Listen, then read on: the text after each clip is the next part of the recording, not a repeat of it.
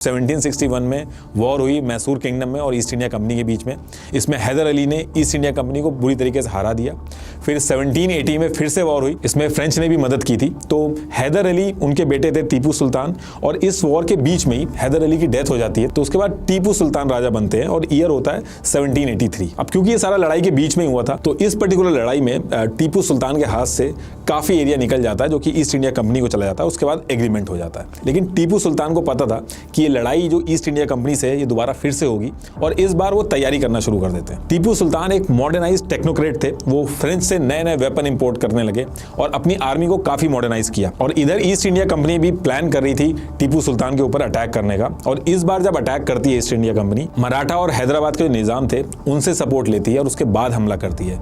Mysore kingdom की जो सबसे बड़ी सिटी थी उस पर कब्जा कर लेती है और टीपू सुल्तान के जो दोनों बच्चे थे उनको अपने पास रख लेती है। और उसके बाद ईस्ट इंडिया कंपनी कहती है कि जब तक टीपू सुल्तान आधा साम्राज्य ईस्ट इंडिया कंपनी को नहीं दे देंगे, और ये जो बार बार इनको लड़ाई करनी पड़ रही है, इसका जो फाइन है 3 करोड़ रुपए, यानी कि आज के हिसाब से 3,500 करोड़ होगा, इतना फाइन अगर नहीं दे देती है तब तक बच्चों को वो नहीं छोड़ेंगे। लेकिन टीपू सुल्तान इन सारी बातों में से कोई सी भी बात नहीं मानते हैं और मदद वगैरह के लिए कई जगह पे बात भी करते हैं अपने आसपास के किंगडम में, लेकिन बात नहीं बनती है। और इसके बाद east India company final attack करती है और उनकी डेथ हो जाती है। ईस्ट इंडिया कंपनी ने टीपू सुल्तान के खजाने से लगभग 2 मिलियन यूरो, आज की डेट का अगर हम हिसाब लगाएं तो 1800 करोड़ का गोल्ड होगा, ये लिया था। ज्वेलरी, बाकी वैल्यूएबल आइटम लूटे। इसके बाद ईयर 1803 में ईस्ट इंडिया कंपनी ने मुगल कैपिटल दिल्ली पे भी कब्जा कर लिया, और तब तक मुगल सल्तनत एकदम खत्म भी हो चुका था।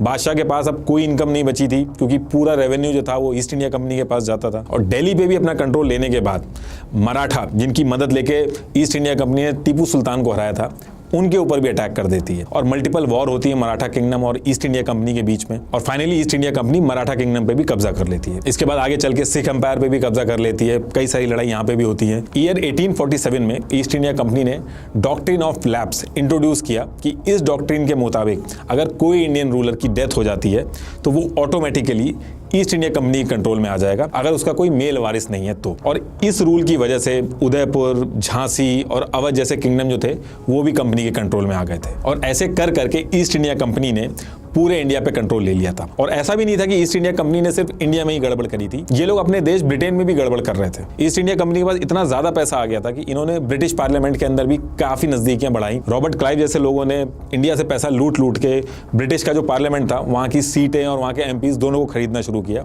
और पैसा खिला खिला के इन्होंने गवर्नमेंट के साथ मिलकर कई सारे प्रोजेक्ट अपने हिसाब से चलवाए। लेकिन धीरे धीरे ब्रिटिश गवर्नमेंट को भी ये चीज समझ में आने लगी, और कुछ टाइम के बाद कंपनी के ऊपर पार्लियामेंट्री इन्वेस्टिगेशन बैठ जाती है और कंपनी के ऊपर इनसाइडर ट्रेडिंग और ब्राइबरी के केस लगते हैं और इस कंपनी को हटा दिया जाता है। अब इसके बाद ईयर 1858 में British government of India act लेके आती है, जिसके बाद इंडिया जो था, जिसको ईस्ट इंडिया कंपनी इधर उधर तरीके से ट्रेड कर रही थी, इंडिया को ब्रिटिश एम्पायर का पार्ट बना देती है। अब इस एक्ट के आने के बाद ईस्ट इंडिया कंपनी की जो पावर थी उनको खत्म कर दिया गया। अब डायरेक्टली जो ब्रिटिश गवर्नमेंट थी वो इंडिया को कंट्रोल कर रही थी, और ब्रिटिश क्राउन ने इंडिया के पूरे एडमिनिस्ट्रेशन को टेक ओवर कर लिया। और इससे पहले ईस्ट इंडिया कंपनी की जितनी भी टेरिटरी थी, रेवेन्यू, पोजीशन, सब कुछ ब्रिटिश क्राउन के अंडर में आ गया था। देखिए, अगर शॉर्ट में समझाऊं तो ईस्ट इंडिया कंपनी ने एक प्लान तरीके से डाका डाला था। इन्होंने जितनी भी जीत हासिल करी सब धोखेबाजी, रिश्वत और फर्जी डॉक्यूमेंट्स बना के करी। जिनके साथ भी अलायंस किया इन्होंने, उनको खुद ही बाद में जाके मारा। पहले ईस्ट इंडिया कंपनी आई, जब पूरा प्लेटफॉर्म तैयार हो गया तो ईस्ट इंडिया कंपनी को हटा दिया गया और ब्रिटिश गवर्नमेंट पिक्चर में आ जाती है,